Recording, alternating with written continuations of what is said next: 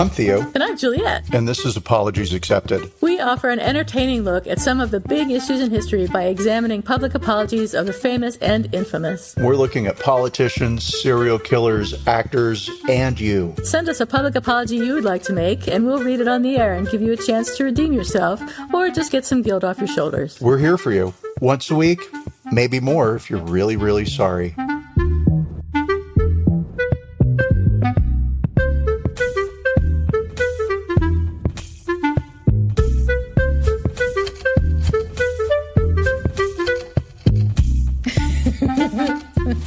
There we go. Hi.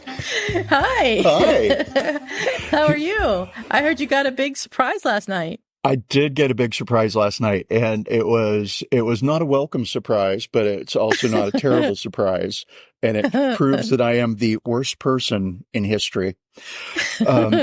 So our dog, Bobby, who we had for 12 years, died in December while we were away on holiday vacation, Christmas vacation, right? Yeah. And we couldn't get back, and it was a whole thing. But I mean, he'd been dying for a couple of years, so this was we knew, right? It was coming, right? And so it was okay on that front. And that's your poor dog sitter.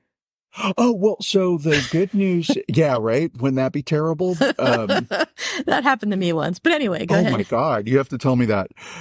No, so he went to our vet, who has a boarding kennel, right? And he's been going there for years. He knows our vet. The vet's office is downstairs. The boarding kennel is upstairs, right? It's super organic, really very, dog conscious, right? So good. He loved it. Never had a problem with him there. And anyway, so he got real sick real quick there. And the vet called us and was like, hey, and I always told her that she was going to have to be the one to make the call, because right. I would be dragging Bobby behind me right now if I could, because I love that dog. Yeah. So he went very peacefully, and he went with I was going to say with the dentist. He went with the dentist who knows him. But anyway, good. That's the best possible thing. So the vet knew him. She'd been taking care of him for years, making this a really long story. So anyway, so he passed, and we live in a 4-story townhome in the outer edges of downtown Austin. So real urban, right? No yard.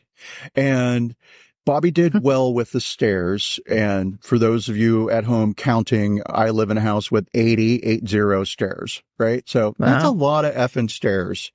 And so after Bobby passed, I said, hey, I love dogs, but I don't want to get another one, not while we live here, right?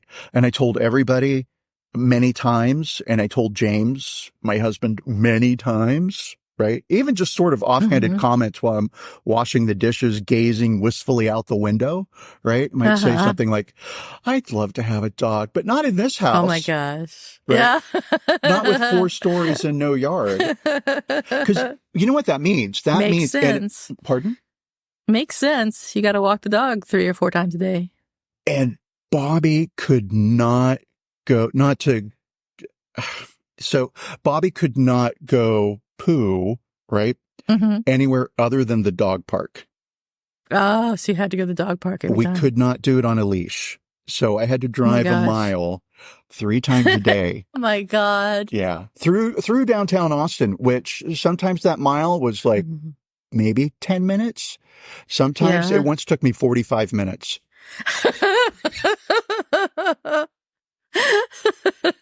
So I didn't want another dog here, right? So last night we're sitting on the couch and James says, oh, I had this surprise and I wasn't sure I'm making him sound weird. He doesn't talk like that. But he was real hedgy about this surprise that he had. And I was like, oh shit, we don't have any money? Like, what's the surprise? Because this sounds bad. Right. Like, he holds up his laptop and there's a picture of his small terrier puppy, right? And he's like, her name's Olive Ann, and I put in an application for her, and we're number 4. And I was like, withdraw the application. I mean, not even for a moment was I like, oh, I'm so touched. That's such a sweet, thoughtful No. Worst person. Wow. But then he made the laptop dance around in the air a bit as if the dog was alive on the screen. James wants a dog. I'm like, all right, I get it. It's for me, but it's not for me, right? In the same way that every gift I've ever bought him is a gift for him, but it's really a gift for me. Totally. Right. This is my frying pan. I'm going to give it to you. Of course. Right. Right. So we'll see. We're number 4 on the list. We might get it. We might not. What complicates the issue for me is our friends Adam and Carmen have adopted and got the puppy. Let me rephrase that. The reason James knows about this dog is that his friend Adam at work adopted a puppy through some agency. I didn't really get that involved in the conversation beyond I'm going to have to go to the dog park in the rain again. And so the sales pitch that James gave to the agency is, if we get Olive, then she can play with her litter mate because I'm best friends with the guy that just adopted this dog, right? This other dog. So we'll see. We will see. Well, this dog is not going to require that you drive her to the dog park. I hadn't even thought about that because in my world, all dogs have to be driven to the dog park. This dog will poop on the sidewalk. I promise you. Did for, no lie, 12 years. It's not like. I can't believe it. I mean, I do believe it. But for a couple of years, we had a house with a yard, right? So it wasn't all the time. But well, hey, you could move. Well, that's been my campaigns for the past 14 years in Texas. You move back to California. Yeah. Now that we got this dog, we really need to move back to California. I'm sorry. It's just the way it is. It's the way. I drove Bobby to California when we knew that he was legitimately dying, right? Yeah. So that way I could have it. So that way he would know what home was. Right. Of course. I'm sure he was grateful. Oh, he loved it. Every second of it. It was great. Yeah. You took him to Palm Springs or Long Beach? Just Palm Springs. I thought about taking him out into Long Beach, but it just felt like too much trouble. The weird thing is, like, when we get out to Palm Springs, leaving Palm Springs feels like so much trouble. Really? Yeah, because it's 2 hours in traffic. And then, when you get there anywhere in LA, you still have to park your car. What are you doing for the day? Right? Yeah, exactly. When you drive in, then you have to make plans to see people or not tell anybody that you're coming. And hi, everybody in LA. Now I've always let you all know when I'm in town. But yeah, so it just gets very logistically complicated, right? There is no, let's just drive into LA. It's like, okay, we'll go to Little Tokyo and then we'll go down to Long Beach. And then by that time, it's time to go back into the desert. So, hey, so speaking of, that's kind of been my week aside from work stuff, which is fine. What about you? You've been on the road. Oh, yeah. I was going to say nothing has happened, but so last Wednesday in San Francisco, the smoke from the forest fires was so bad that the sun never came up. It was a dark red all day long, and it was terrifying because I remember thinking, I actually had an appointment at 7:00 that morning, and it's usually light. And I thought, wow, it sure got dark in the morning fast. And I went to the appointment, and the woman was like, yeah, how come it's still dark? And we're like, we don't know. And the day just went on, and it never got light. And I remember thinking at about 11:00 in the morning, what am I going to do if it's 1:00 in the afternoon and it's still midnight? Except for this crazy red sky. And, 1:00 came around and it was still midnight except for the crazy red sky. And it was just really freaky. So I started thinking about leaving right then. I just wanted to get out of San Francisco. It was just so bad. We didn't smell the smoke because we have a marine layer that comes in underneath the, every whatever. And the smoke was above the marine layer. So it did smell like smoke, which is good because that would have been super apocalyptic. But it was just this crazy red color, like the world was ending. And it was too much for me, and I wanted to leave. And I talked to Brent about it, and he didn't want to go. He wasn't, he didn't want to go that day for sure. He wasn't ready to go. He had to work, and it turns out that he works for this company that has this rule that sure, you're working from home, but you have to work from home. You can't work from Arizona. And there's some liability around that, some legal thing that I guess made them make that rule. But so he was talking to his boss. Why he even brought it up, I don't know. He'd just go to Arizona. No one would ever know. But he asked his boss about it, and his boss told him about this new rule. So he's like, I'm sorry, I can't go to Arizona, but you can go. So I packed up and I left. I actually waited until Saturday. I didn't want to leave on Wednesday because things were just too crazy. And then on Thursday, the sun came up again, thank God. So I felt a little bit better about not leaving immediately. And I had work to do on Thursday and Friday. So Saturday morning, I packed up at like 3:00 in the morning and left. I drove 12 hours straight to come out here to Arizona. Oh my God. At 3:00 in the morning for 12 hours? Yeah. I mean, I usually get up pretty early anyway, but it was just, I wanted to avoid any traffic, for Saturday and just by the time it was 11 or 12, I'd be halfway here and it would seem like nothing. So it was a lot easier that way, I think. But anyway, I'm in Arizona now and there's no smoke and there's, the sky is the normal color blue. So that's nice. Although I hear in San Francisco, it's getting better. So thank God for that too. I can't even imagine like when we left LA, fires were just starting to pop up on the mountains, right? So you might smell the smoke and maybe you would see a lot of the smoke. Right. And that felt kind of sketchy. Like, oh God, this global warming stuff is kind of real. Uh-oh. And to have your sky be orange in the middle of a pandemic with an authoritarian in office, I can't even imagine how Blade Runner that was. It was crazy. And I think I have post-traumatic stress disorder now from it because I keep having flashbacks to the sky being orange with this like emotional content to it. And I'm like, oh man, I don't need more therapy. I quit going to therapy forever. And now I'm probably going to have to go back just because of the stupid sky. For hell, sure. Yeah. What do you do when the sky's on fucking fire? I mean, you're not even dead yet, and you're surrounded by flames. I know, right? But I don't think in these cases therapy is helpful because it's not my problem. Oh, okay. Anyway, man. so that's what I've been up to. It's been nice and quiet here, and we've been having a peaceful time. Isn't that the best? I love nice and quiet. Yeah. Totally. So today, what are we going to talk about? So great question. Let's start with, this is episode 2 of us trying to figure out like, what is our podcast, right? And I've told a couple of my friends that like, oh, I'm doing this podcast with Juliette. And nice. My friend Terry was like, oh gosh, I think, a podcast with you and Juliette, that would be interesting. And I was like, yeah, we think so too. That's why we we're hope doing everyone it. will think so. Yeah. Yes. And then when I told him the concept of the show, right? And bear in mind, this is a friend, right? Like a really good friend. He said, yes. Well, what gives you guys the right to do that?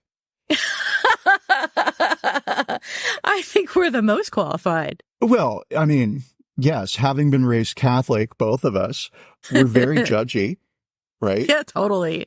Oh, when you grow up with God over your shoulder the entire first 8 years of your life, you get judgy, right? Yes. And certainly a lot of people need to apologize to us. Every day. Every day. So with that in mind, this is Apologies Accepted, a podcast where we evaluate and criticize and discuss public apologies. It's obviously meant as lighthearted, fun, comedic, traipsing through racism and sexism and all kinds of horrors. And, I apologize in advance because I'm going to try and not be offensive. And I think most reasonable people, minus Terry, would realize I'm actually not I'm not promoting violence or whatever, right? I mean, whatever the topic is. Sure. And that's a lot. I don't think we need to worry about that. It's not like we have a true crime podcast or anything. Right. Speaking of which, spooky Halloween. This is our Halloween episode. and great segue into our topic for today. So I'm done with the pandemic. I'm over it. I'm ready for fall to get here. Nice change of season, right? And so I was thinking like, okay, what sort of Halloween apology thing has there been? And bang, this popped straight into mind, right? And so checked with you to see if we could do it. And you said yes. And then I got super excited. And then I got not excited. And then I got excited again. I was surprised that you proposed it because it never would have occurred to me. I don't think I even knew that Orson Welles apologized. Yeah, do you know, I sort of took the whole, okay, so I think maybe like from a narrative, what am I going to say after narrative? The word narrative always just sounds so good to me, right? I just like to say it. But do we need to tell people what our apology is? I think I busted right into that. Yeah, absolutely. And then also, I'm really curious about like when this whole War of the Worlds, which is what we're talking about, hit your radar and what you heard about it, and then what you've discovered through your research, right? Yeah. Yeah. When did I first hear about War of the Worlds? I don't know. I was probably around Halloween when I was a kid. Maybe my dad told me that he was not alive during this broadcast. Well, he was alive, but he was very, very young, and I don't think he listened to it. But he did tell me that there had been a broadcast about Martians coming to Earth that had scared many people, and it had turned out to be a radio play. And I thought that was the funniest thing I'd ever heard, of course, because it's funny. I also heard about War of the Worlds from my parent, single working mother, cool. Marianne Hay. Yes. And how she explained it to me was that people were terrified, and one mother took her child into the bathtub with a shotgun. Oh my God. And was going to kill them both so the aliens wouldn't get them. Holy crap.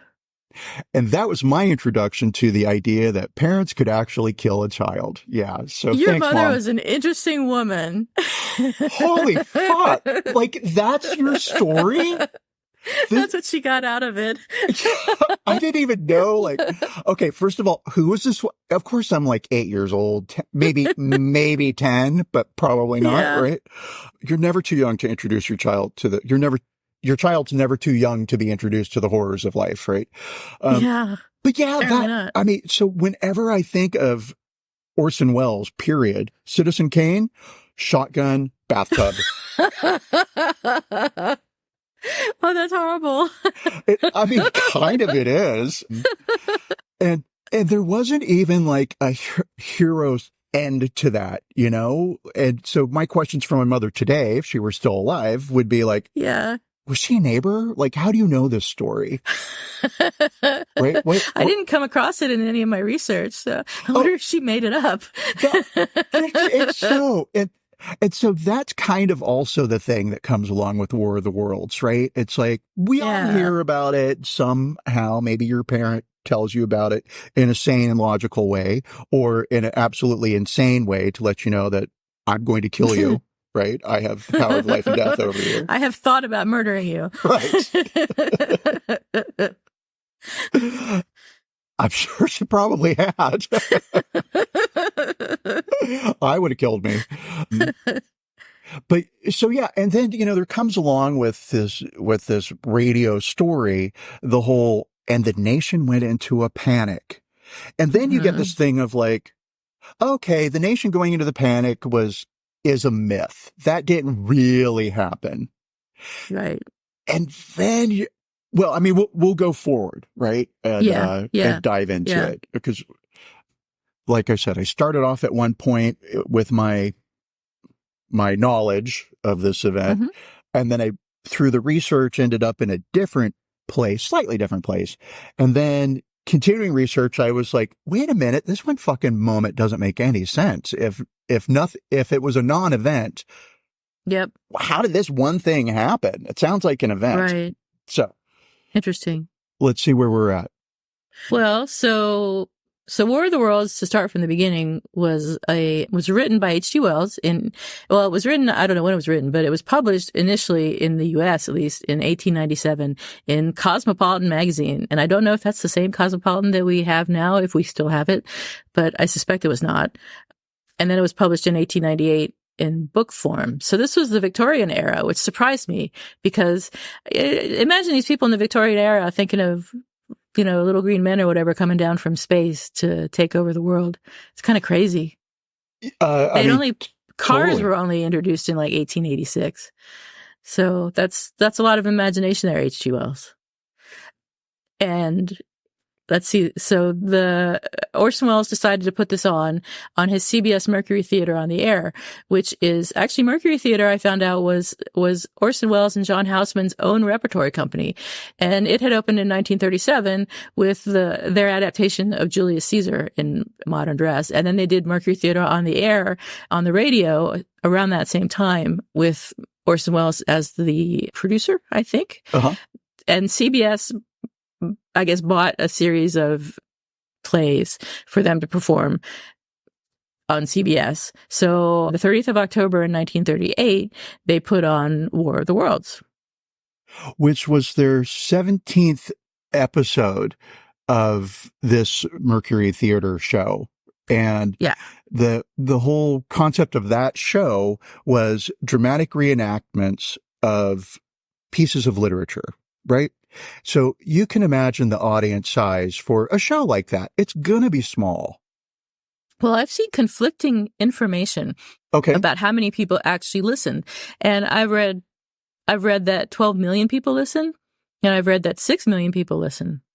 And I've read that even fewer listen because there was a competing show with, I don't know who it was, I forget, but I'm excited do you remember? To tell you. Oh, who? So it was Edgar Bergman and Charlie McCarthy. Yes. Right. And that was the number one show in America at the time. And so Mercury Theater doing their dramatic reenactments of or dramatic readings of literature, right? Competing against a great big giant talent like Charlie McCarthy. Right. That would lead you to believe that there wasn't a huge audience for the Mercury Theater on the Air. Yeah. And then, so at the time, let me see if that happened during the broadcast, but so I've got a number for us to look at. 2 numbers really, but so there was a telephone survey done during the broadcast by an official survey company. I'm trying to get to that company's name. And they interviewed 5,000 households as to what are you listening to right now? And about 2% of people, or 2% of those surveyed, said that they were listening to the Orson Welles program or the Mercury program, right? Nobody said they were listening to a news broadcast or listening to an invasion, basically. Right. So out of the 5,000 households that the survey reached, 2% of them were listening to the show and understood what they were listening to. And I think that's a really good moment in time to have in our brains as we move forward with this. Yeah. So go ahead. Yeah, no, I'm like, and then what happened? And then what happened? So let's talk about Orson Welles real quick. So we could talk about his career and or his personal life. He's an interesting person. I did not know very much about Orson Welles before I started doing research for this podcast. So I found out a few interesting things. He was 23 years old at the time of War of the Worlds, and he had sort of a difficult childhood. His parents divorced when he was 4, which was probably practically unheard of for the times. And then his mother died, she was a concert pianist. His mother died when he was 9, which was obviously traumatic. And he had been playing music up until that point. And when she died, he sort of was like, I'm never playing music again. So he stopped doing that. And his father took care of him. But his father was an inventor who invented some sort of light for a bicycle, which is cool. Reminds me of The Third Policeman. Have you ever read The Third Policeman?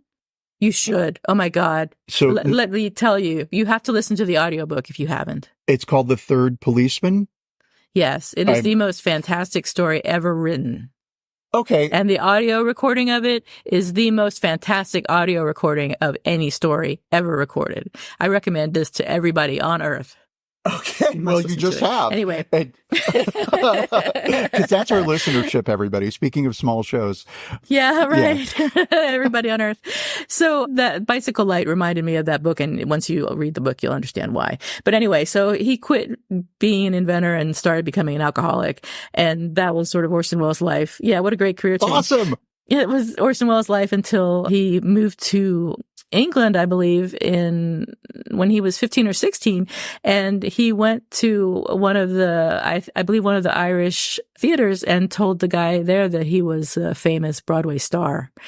And the guy said he didn't believe him, but he thought he was audacious enough to give him a chance. So I don't know whether that's true or not, but he became a star on stage in the UK and was doing that for a while and then came back to the US where nobody knew who he was. And one of the articles I read said, let me find it, said, in Times Square, he was stunned to find large groups of people not mentioning him, which I thought was hilarious.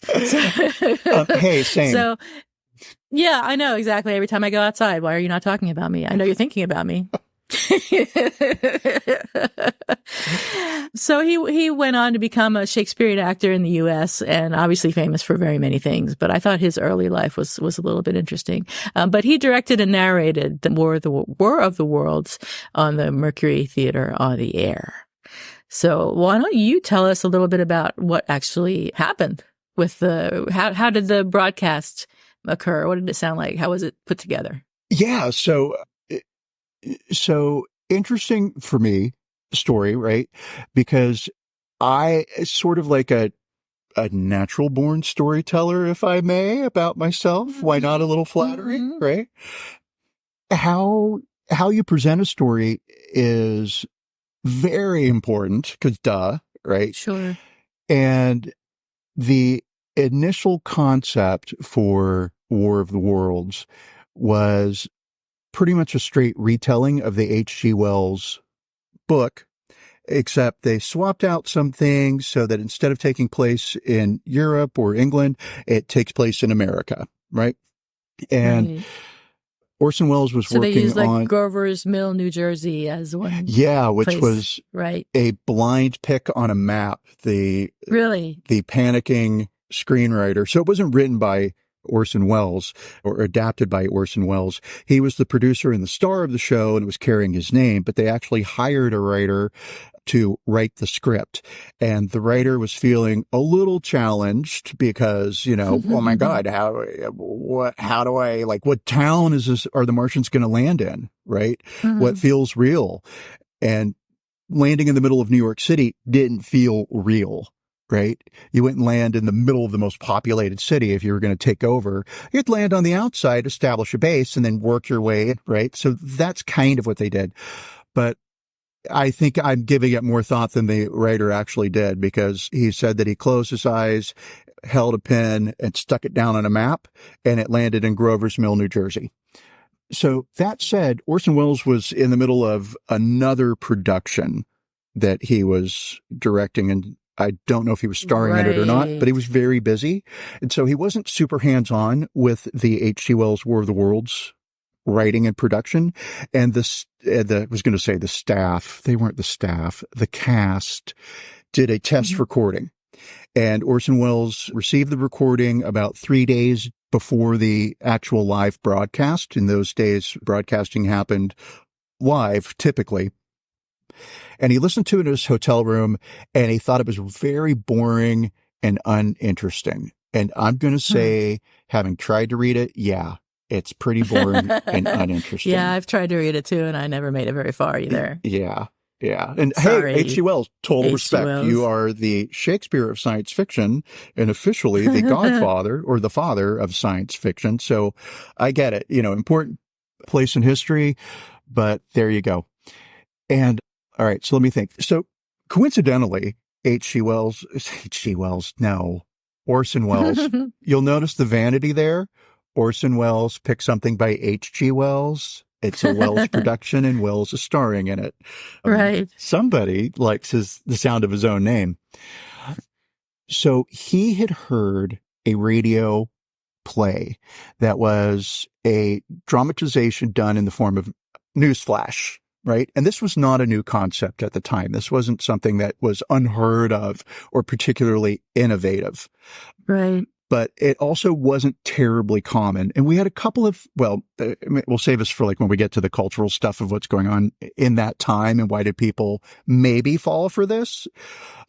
So he really liked that concept, and he went back to the writer and was like, do the news flashes. And that's what they did.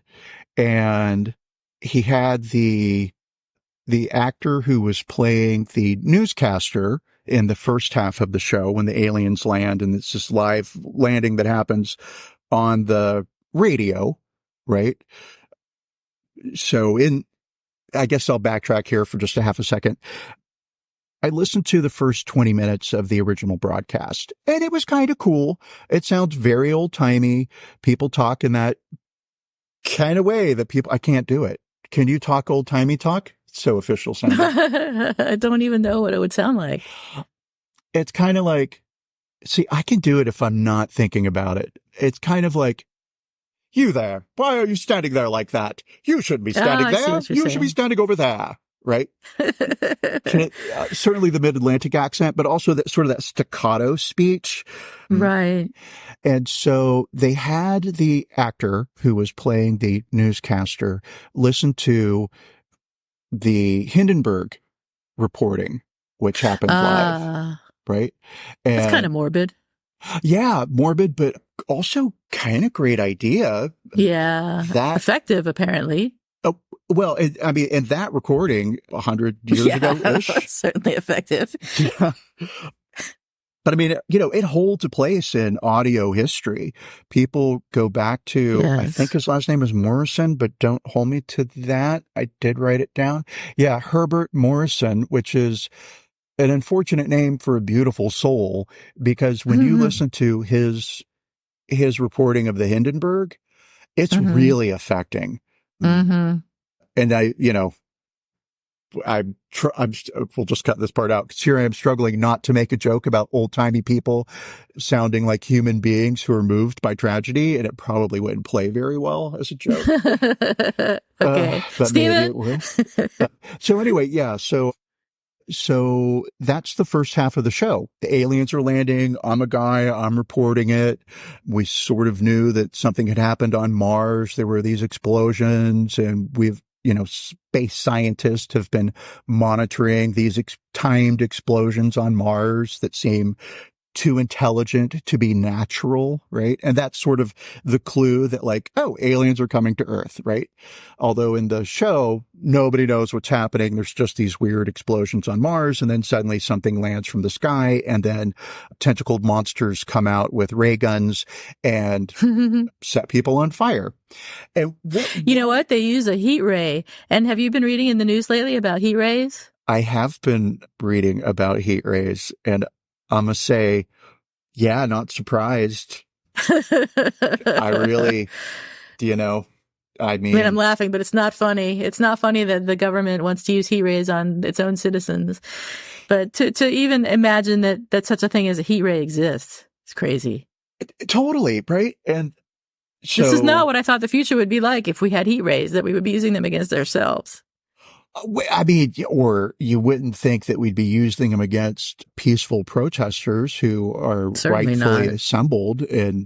But I mean, we're just going to say, yeah, that is a moment in time that will be more important in the future than it feels today, right? Yeah. Because that's the tipping point of when we went authoritarian or when democracy really won. Let's see what happens. It'll be fun. God, I just want to beat my head against the wall. I really fucking do. I know. Politics anymore. Okay, but so that's why we're doing this podcast, because it's a great escape from the grim realities of Trumpian dystopia or utopia for our racist followers out there. Okay, so let's see. We don't have any racist followers, because if we do, I'm going to say, please fuck turn you. us off. And now they're gone. Yes. Not interested, don't need it, don't want it, don't care, right? Yeah, exactly. Okay, let's see here. And we'll get more political later. All right. Yeah. And so weirdly, this kind of tags in here. H.G. Wells, who wrote War of the Worlds, was born in 1866. And as Juliette mentioned, Victorian era, he predicted not only lasers / heat rays, but also email, audiobooks, television, Sweet. airplanes, genetic engineering, and nuclear weapons. So he's like the Leonardo da Vinci of his day. I mean, isn't it just, it's crazy that one guy could kind of cough up a future that so closely aligns with Maybe I should our read this own, book. right? Yeah, it's amazing. So hats off to him, which is another reason why he's also considered the father of science fiction. And let's see here. Okay, so I forget where we're at, except the aliens had landed. We had the broadcast. The actors are acting. This is all happening live. And the second half of the show follows a much more conventional. Oh, wait. So I want to say something here. Okay. So the Martians, came out and attacked using this heat ray. And the guy acting the reporter at the scene was describing what was going on until his audio feed abruptly went dead. Thank you. And that was how that part ended. Totally forgot about that. And what that reminded me of was, I don't know if you ever listened to Art Bell. Oh, yeah. But huge fan of Art Bell. In 1997, I was living in Richmond Annex. It was the middle of the night and I was listening to Art Bell, getting ready to go to sleep, whatever. And he got this call from the Area 51 line, which he used to have all these lines that you would call in on, east of the Rockies, west of the Rockies, Area 51 or Ghost Line or whatever. And you had to be, when you called that line, you absolutely had to be talking about whatever it was that the line was for, or he would throw you out. So he got a call on the Area 51 line from this dude who was totally panicky, who said he had worked in Area 51 until about a week ago, and that aliens were here on Earth. They had sort of hitchhiked along with one of the space trips that we took, and the aliens were controlling the military now, and they were going to cause worldwide disasters, and areas of the world would be destroyed completely, and the government could move people to safer areas now, but they were doing nothing. And then he said they'll triangulate on this position really, really soon. And just after he said that, the call feed abruptly went dead. And not only that, but the entire satellite carrying the Art Bell show went down. You and heard other that shows. Live? I heard that live. I've heard and the I was replay terrified. of that. I was so scared because the satellite went down and it was news, because other shows went down along with the satellite. And we never figured out what that was all about. That is fucking however insane. many years later. That was crazy. It was great. It was the best Art Bell show ever. And Art Bell had a lot of great shows. So I knew from replays, right, of the Art Bell show, that event had happened. And I knew that his satellite went down, but I thought that was just his radio tower. I didn't realize like a real official one went down. No, a real official one went down, and it was on the news the next day that the satellite had gone down, and they got it up again like a few days later or whatever. Whatever. My memory of that isn't so great. Oh, yeah, it's better than mine. And so here's what I was going to say. I'm like, okay, you know what? It's real easy to set up a scenario where I'm going to fake call into a show and I'll be triangulated on and right? But then to take out like what, half of the West Coast take out a or satellite? 10 stations? Yeah. Nutty. That's taking a joke a little too far. That is excellent radio, though. Oh my God, you have given me my Google obsession for today. I am going to find out. Did he apologize for that? Because we could use it if he did. Did who apologize? Art Bell? No. I mean, we don't know what happened. Nobody ever took responsibility, I don't think. I think they might have had a few people call in and say it was them, but I don't think it really was. No, because who's going to call in and admit to that? Yeah. Hi, government. It was me. You can arrest me. I'm fine. Send me to jail. Okay. So anyway, before I interrupted you, you were talking about what the second half of the show. Talking nonstop. But you actually raised probably the most important point, right? For if you're me as like a storyteller, right? A wannabe storyteller. And that is, sure, using new flashes wasn't innovative for telling a story on the radio. It was done. It wasn't Orson Welles' creation. But what he did that was new is he allowed prolonged silence in a radio program. And that's what lent it credibility. I don't know if anybody's ever listened to or watched a movie from 1928, 1930 something when sound was new. But in early movies, everybody's fucking talking because sound is such a new thing, right? And same is true on radio. you didn't have dead air. There's no point in silence on radio. You'll lose your listeners like that. So this moment of intentional and prolonged silence, actually, a couple of cast members who shared memories of this broadcast mentioned that they felt like they were just hanging in the air forever. Right. And really, when you're listening to the show, that moment of silence is 3 seconds, maybe 5, maybe. Right. So very, very effective. And then the second half of the show is just straightforward, regular, dramatic literature reading on the radio, where you say things like, I don't know what they said, like he thought, or, she said, like they put in things that wouldn't happen in real life. I guess it's a stupid way. I should have found a word for that. It's not exposition. Hi. Yeah, that's probably the word I'm looking for. Good word. Sure. I'll use it. Sounds good. And so, I mean, essentially that's the story. That's the show, right? But then you had this weird thing that maybe was happening, maybe wasn't happening. And maybe you want to tell me that part, like the listeners, how do people believe this, not believe it? Well, so the radio program had music.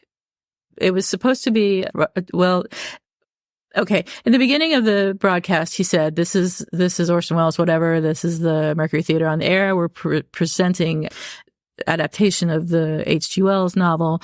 And that was the introduction, basically. And then they put music on. So there was music for a while, and then the music was interrupted by a news broadcast, which started talking about, we saw some weird lights coming from Mars, like maybe there was an explosion. And by the way, there's something landed in Grover's Mill, New Jersey, and we don't know what it is. Back to the music. And then they would have the music for, a long period of time to build up the tension, like you were saying, with the silences.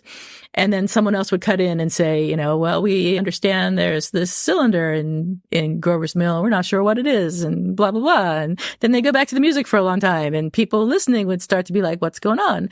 And then gradually the news updates became increasingly alarming until they started talking about an alien attack where the people from Mars, or I don't guess you call them people. You call them Martians. Martians came out of the cylinder and started to attack using this heat ray that we've discussed before. The Democrats from Mars. The Democrats from Mars. And that they'd taken over the U.S. military, and it was all spreading out throughout the United States. And did people become panicky, Theo? I'm going to say it's a big yes and no, right? And so before there was one woman that dragged her child into a bathtub with a shotgun, right? I mean, that's a fact. We know that's 100% historically accurate. That happened. Oh my God. But so because it's so easy for me to make fun of people. I love it. I live for it. Yeah. It's the reason I breathe, right? And so you're evil. Before I start making fun of people, right, I would like to remind me and all of our listeners who might also like to make fun of people. Mm-hmm. I've had COVID 4 times this year, I thought. You have not. Okay. Well, scratchy throat. I have a cough. Keyword. Maybe do I feel feverish? Am I a little flu? Yeah. Is something up? Do I have COVID? Right? I mean, a moment, not like a couple of days of, oh my God, I have COVID, right? But just like, oh my God, is this the first stage of COVID? So it's very easy to put yourself in the center of a story. It's very easy to, I don't want to say fall victim, but it's very easy to buy into hype. It's very easy to believe. It's very easy to believe. And we all do it every day, right? Mm-hmm. And so, yes, people are gullible, or naive or trusting, right? Whatever those words are. And so Stupid. Juliette is correct that the show was presented as fiction. It was not presented as, let me rephrase that, because that's probably not very clear for for people following along at home. When the show started, there was an introduction, and everybody understood through the introduction that this was H.G. Wells' broadcast of War of the Worlds, right? There were commercial breaks. The first one happened 35 minutes into the broadcast. At the end of the broadcast, there was a thank you for having listened to our play, right? Mm-hmm. So that breaking the fourth wall thing, that letting people know that this is fake, was definitely said 3 different times. But then also, as Juliette pointed out, the structure of the show being newscast, and given the era in the 1938, right? This is pre-World War I by about a few months, maybe 9 months. About a year. For World War II. I'm sorry, I said World War I. About so a year. A little less than a year, but people were very attuned to news broadcasts, news flashes, right? Things happening in Europe. And a lot of America was first generation Americans. So a lot of people grew up in households that spoke Polish or spoke German, or, were from, I only know those 2 countries. Is there another country in the world? Maybe. Maybe. But, from someplace not America. And so people were on edge to begin with. And this also ties into how people could believe that America was being attacked, because there was the idea in the air that an attack was kind of imminent. And so the question that cultural historians ask themselves is not, were people afraid of Martians, but was this really a reaction to the fear of invasion, right? And clearly it was. That's an interesting point. I hadn't thought about that. Yeah, I mean, kind of me either. I never put this Orson Welles, I almost said podcast because he was so innovative, this podcast, into any kind of a linear timeline in America. Like, what was happening? It's just sort of like, it's kind of pre-Halloween, and I don't think of aliens as Halloween. For me, they're Valentine's Day. Right. Totally. I love them so much. But it would be like now, if the Martians came now, I mean, I'd be like, sure, whatever. It's par for the course. Oh, fuck. How are we not even talking about the Venusians? Right. I mean, we maybe have neighbors on Venus. Amazing. We'll find out. And then we'll kill them. We'll find out, probably. Yeah, I mean, for sure, right? We're going to send a satellite into the skies in Venus, and we're going to smash the only existing other life in this universe against the hull. Yeah, we'll kill them inadvertently by our own stupidity if we don't kill them on purpose. Right. But maybe they taste delicious. Maybe. That might be or maybe they're more advanced than us and they kill us, which would be euthanasia at this point. Maybe they're made out of gold. We'll harvest them. Okay, so we'll save the Venusians for when they apologize to us for existing, or, having been quiet all these years. Haven't killed us all. Well, I mean, if COVID can't do it, the Venusians won't. Amateurs. Okay, so where were we at? So yes, the timeline of Orson Welles happening pre-World War II. So Americans are kind of on edge, right? And a lot of Americans at that time were first generation, certainly second generation from Europe. And so what was happening in Europe was of interest, although we didn't want to get involved. And let's see. So I guess what I'm doing here is I'm talking about how was it credible? Why could people have believed into it? First of all, humans were kind of gullible. Secondly, the era, what was happening politically, people were on edge. The format being done in news flashes. And I had one other, what I thought was pretty good point, and I can't find it. I tried to do the fancy thing that you did with digital notes, and it works, and then it doesn't work for me. One thing that Orson Welles himself brought up when he was talking about how surprised he was that people had believed it was that the familiarity of the fable, quote, within the American idiom of Mars and the Martians, unquote, was such that anyone would know that it was fake because there was so much going around at the time. There was not only the H.G. Wells story, but everything that had come from H.G. Wells, like comic books and not movies, I suppose, but just the media of the time was not unfamiliar with this fable of men from Mars. So he had assumed that everyone would think it was just another one of those. Yeah. And so, well, I don't want to jump into the apology yet, but I guess maybe a quick recap, and then probably just makes sense to move into his apology, because he raised a really interesting point there. So he's got the broadcast, there's the news flashes, there's the era, it's pre-World War II, people are on edge.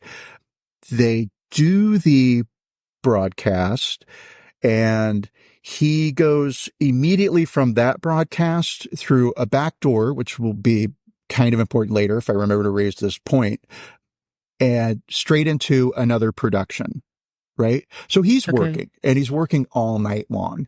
And when he comes out of his other production, right, he walks into a room full of newspaper reporters who all want to know, what the fuck just happened? How could you do this to America? Who the fuck are you to have done this to America? Right?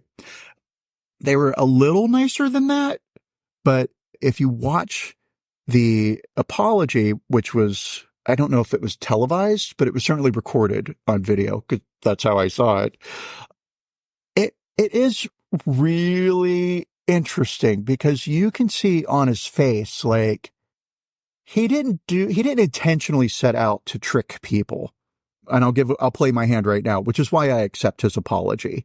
He didn't intentionally set out to trick people. His apology perhaps is a little insincere, right? Mm-hmm. Because you can sort of see on his face, he's shell-shocked for sure. Looks to me like he's really kind of shocked. But also there's the whole, I'm going to be famous floating in his mind. And you can see it. Like, I might be in trouble, but I am really famous now. Like, and this set his career. Yes. I watched a couple of recordings from telephone operators who were on switchboards that night. These were interviews that took place in the 1980s with women who were working as telephone operators in 1938. And they were talking about their War of the Worlds night. Yeah. And they did get panicked calls. They did have people calling them saying, like, how many people are dead? What's going on? Is this real? Yeah. And police actually showed up at the CBS studios to try and shut the program down. So, there was stuff going on. Exactly. And so that's where I'm shaking my fist in the air, and that doesn't work on a podcast, but damn, it feels good. That's where I'm mad. Okay. So I always thought there was a little bit of a panic, right? I mean, growing up, I thought there was a massive panic, right? I thought there were like everybody in Manhattan had just run out into the street naked screaming, right? Right. And then I found out as an adult that, no, it wasn't really that bad. There wasn't any panic at all. And then doing the research into this, a lot of the research that I tripped over which was Slate magazine, High Slate. I should have cited my source, my single source outside of Wikipedia. And I did watch a documentary. They kind of like even put a pin in that idea that there was any panic at all. They're sort of like, listen, maybe 2 people were nervous, but that's kind of it. And I don't think that's true. Right. No, how can it be true when the fucking police show up in the middle of your broadcast? Right. And I was reading masslive.com, and they were talking about what happened in Massachusetts during the broadcast. And they say an ambulance was dispatched after a woman collapsed. A caller to the Boston Daily Globe claimed to see distant fires in New York.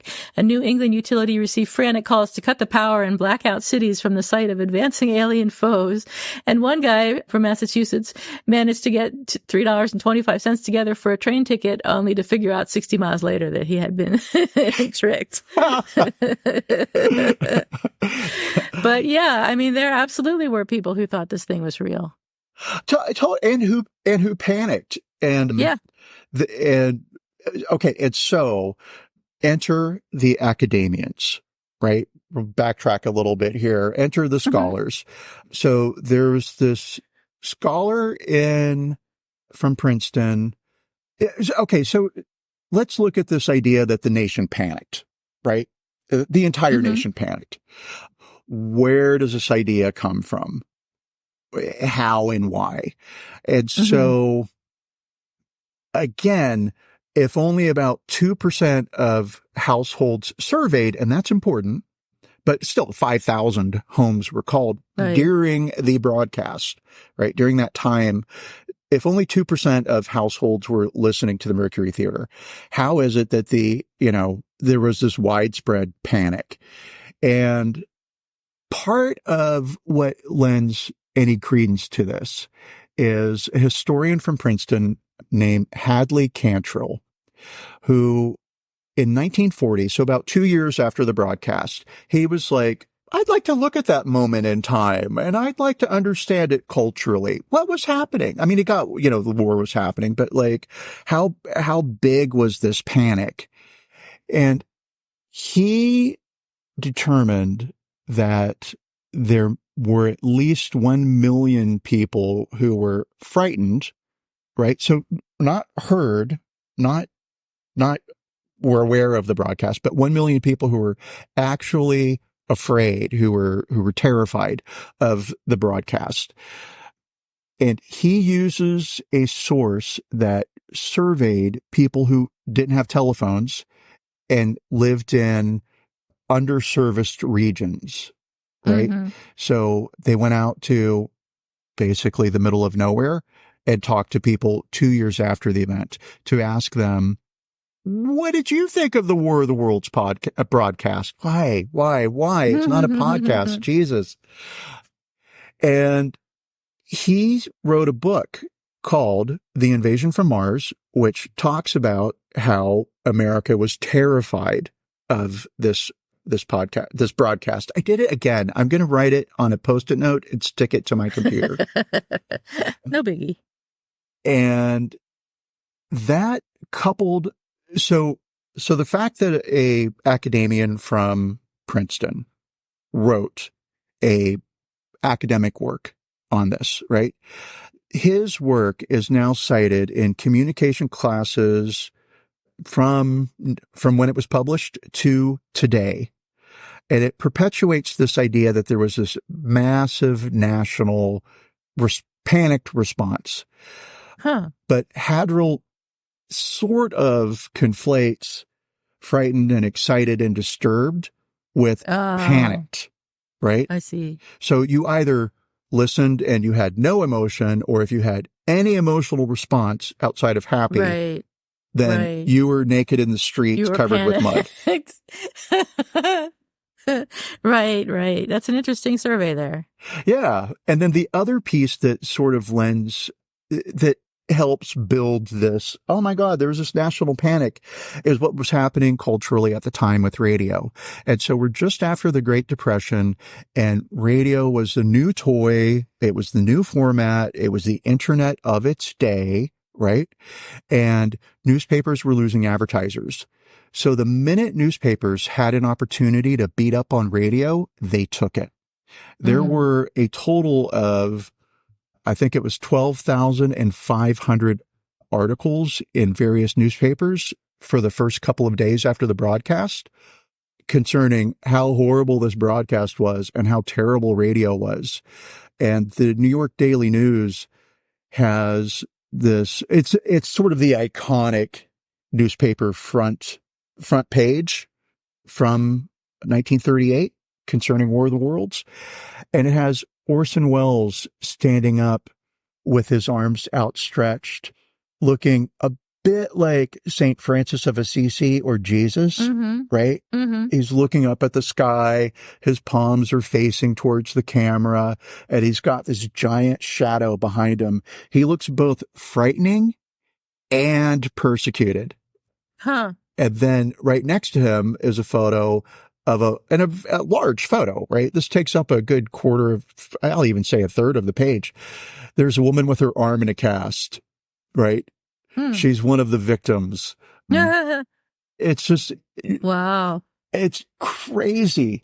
And the guy who wrote this newspaper article for the Daily News about fake radio war stirs terror through the U.S. I'm reading the headline, right?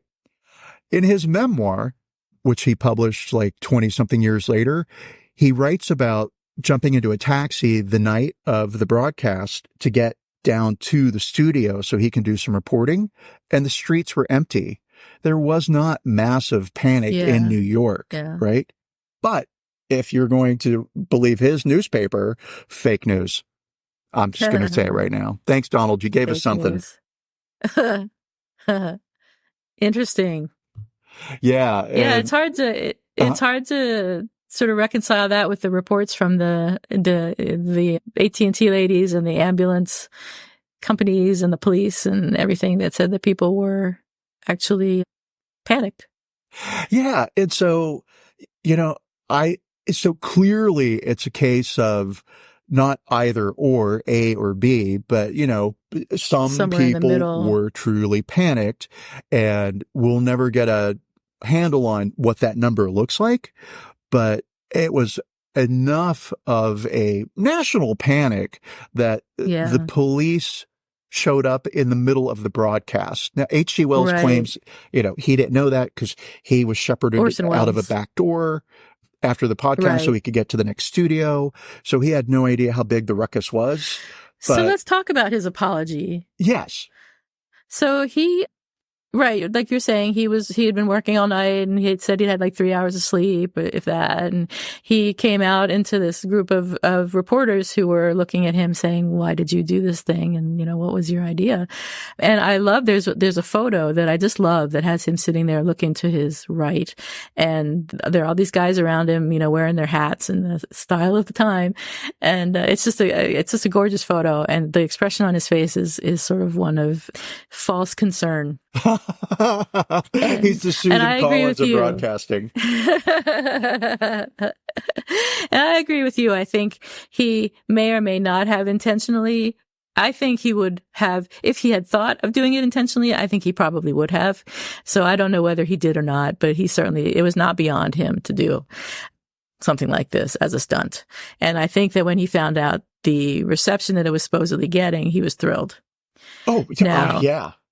Yeah. And his apology, he claimed that he didn't know what was going on because he was busy. Which is the best thing to throw into your apology if you ever have to make one. I'm sorry, I was busy. Yeah, I was busy. I didn't know. I didn't know what was going on. This thing that I caused, I wasn't aware of the effect that it had. But no, he actually claimed that he was terribly shocked. And he was also deeply shocked and deeply regretful. And, they asked him, why did he give the towns American names? And he said, oh, well, it made sense. Wells gave them British names. And so we were adapting it for the American audience, and we gave them American names. And they weren't even exact American names. They were changed a little bit to hopefully prevent people from thinking that it was true. So I think that actually that was something that the legal department had made them do. Change the names because they initially wanted to make the names actual towns. Yeah, so they ran the script as you do with any script, right? Yeah, it gets run through legal because there's no point in making all this money if you're going to have to give it away in a lawsuit, right? Mm-hmm. So let's not get sued. And what I loved about his apology, which I wish people would use today, right? We're so ready to be sorry for everything. And so, and I'm speaking for myself, so ready to be offended as well. Right. Mm-hmm. Like, yeah, my outrage machine is totally in high gear, but I loved his apology in that he, regardless of his sincerity, right? Just like how he presents it, or not presents it, but how it's structured. Like he's sorry that there was this reaction. He's very surprised because they did Dracula previously and they didn't have this kind of a response. Mm-hmm. And he had high hopes for Dracula. Here's a quote, he hoped the audience would react to Dracula as they do in a movie. But I don't know that they did. Meaning he hoped to, well, I guess this gets into maybe he did it on purpose. Good. Okay. We're tripping over this right now. So, So what is it that I'm loving? I'm loving that he's insulting the audience at the same time by saying, like, I just don't understand. We're talking about an invasion from Mars. Yeah, right. Right? Exactly. Why don't I tell you marshmallows are coming to life and jumping out of the pantry with knives? Like, are you going to run? He didn't say that. But what I love is this idea of like, okay, yes, I'm sorry, but here's some logic. Mm-hmm, mm-hmm. Right? No, it was a good apology. Yeah. Yeah. It was a well done apology, and he was really well spoken. And he was for a man on 3 hours of sleep or less. He did a great job. Although he may have prepared in advance for something like this. Maybe he did know what was going on, and maybe he did get a chance to think about what he was going to say to the reporters before he went out there in front of everyone and apologize. So, but in any case, I think it was a well done apology. And as to whether or not I accept the apology, you know, I do, but for two reasons. The first reason is I started thinking about, well, what does it mean to accept an apology? And I realized I didn't know. And I went and I looked it up. And what I read was that to accept an apology means that you're no longer angry or resentful about whatever happened. And I thought, well, I'm not angry or resentful about what Orson Welles did. It doesn't have any effect on my life. And I'm not angry that some people were upset, because no matter what you do, somebody's going to get upset. And the second thing is that I think he did it for art. And I think that means a lot. And for that reason, mainly, I'm willing to forgive him. You know, I like that. I never really looked at apologies in terms of like, what does it mean to accept? I've been looking at it as like, what does it mean to issue? Right. Right.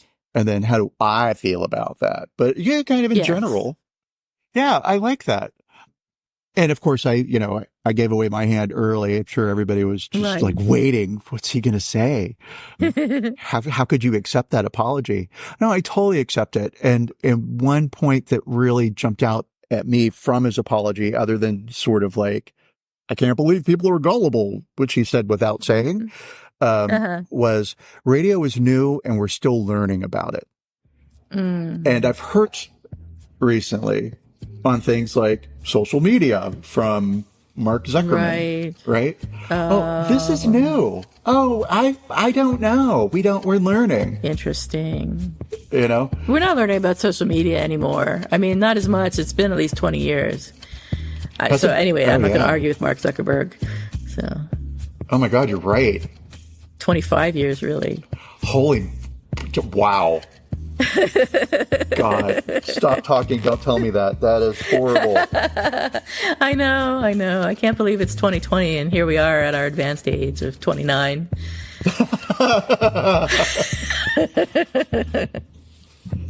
Yes. We look great for 29. Yes.